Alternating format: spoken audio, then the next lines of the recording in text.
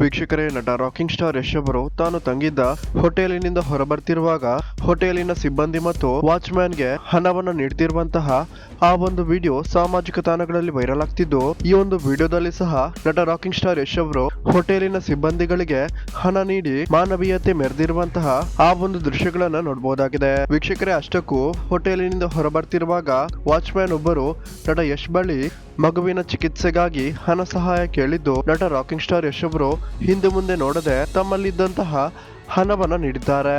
ಇದನ್ನ ನೋಡ್ತಿದ್ದಂತಹ ಹೋಟೆಲಿನ ಸಿಬ್ಬಂದಿಗಳಿಗೂ ಕೂಡ ನಟ ರಾಕಿಂಗ್ ಸ್ಟಾರ್ ಯಶ್ ಅವರು ಹಣವನ್ನ ನೀಡಿದ್ದು, ಎಲ್ಲರಿಗೂ ಸಮಾನ ರೀತಿಯಲ್ಲಿ ದುಡ್ಡನ್ನ ಹಂಚುವಂತಹ ಕೆಲಸವನ್ನ ಮಾಡಿದ್ದಾರೆ.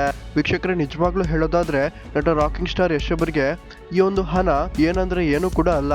ಆದ್ರೆ ನಟ ರಾಕಿಂಗ್ ಸ್ಟಾರ್ ಯಶ್ ತನ್ನ ಅಭಿಮಾನಿಗಳ ಕಷ್ಟಕ್ಕೆ ಯಾವ ರೀತಿ ಸಹಾಯಕ್ಕೆ ಬರ್ತಾರೆ ಅನ್ನೋದು ಇದೇ ಒಂದು ಸಾಕ್ಷಿಯಾಗಿದ್ದು, ನಿಜವಾಗ್ಲೂ ರಾಕಿಂಗ್ ಸ್ಟಾರ್ ಯಶ್ ಅವರಿಗೆ ಇನ್ನಷ್ಟು ಬಡವರಿಗೆ ಸಹಾಯ ಮಾಡುವಂತಹ ಶಕ್ತಿಯನ್ನ ಆ ದೇವರು ಕೊಡ್ಲಿ ಅಂತ ನಾವೆಲ್ಲರೂ ಕೂಡ ಕೇಳಿಕೊಳ್ಳೋಣ.